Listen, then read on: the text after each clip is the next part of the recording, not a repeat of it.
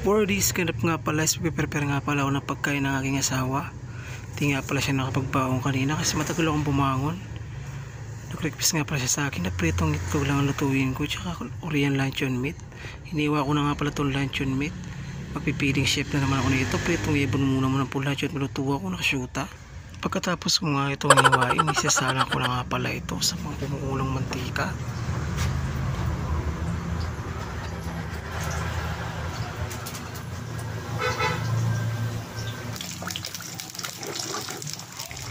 Habang nakasalang pala ang luncheon meat, nagpe-prepare na rin pala ako ng kanyang kanin. Nag-request nga pala siya, isang takal lang daw ang lalagay ko sa kanyang baulan. Nakashoot. Sabi ko naman baka mabiting ka naman yan. Isa lang naman yung ilalagay kong kanin. At syempre yun ay ihahain ko na nga pala itong luncheon meat kasi luto na.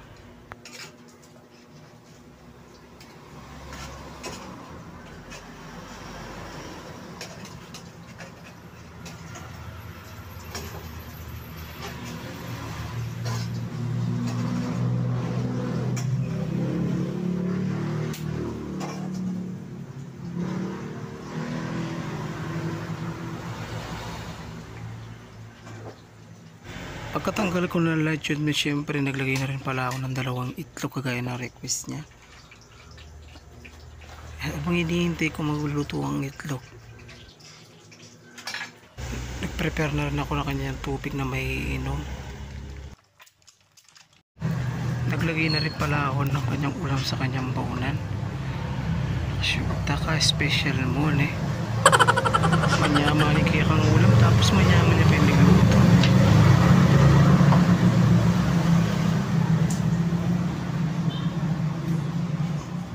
Yun na nga, kinuha ko muna yung kiniling na baboy na binigay sa akin ng biyanan. Nakashoot, kaganahanan yung biyanan. Kuya ako na ako yung didin Waldol-duro ko didinahan ako kung ulam. Nakashoot Salamat nga pala sa biyanan ko, walang asawang sumusuporta sa amin ng asawa ko. At syempre nailagay ko na pala sa baunan niya lahat. At lalagay ko naman pala ito sa bag niya para may dala ko na sa school.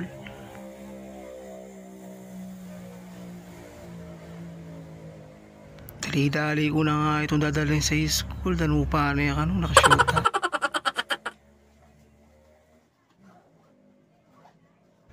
At syempre para makapunta ako ng school, kailangan ko sakyan itong big bike ko, nakashoota.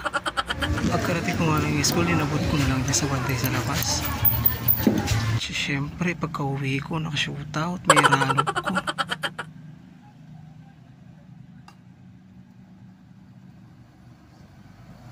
Kanyaman ko pa mo sumamol. Biglo pa ko tuloy pa napapatay gutom, nakashoota.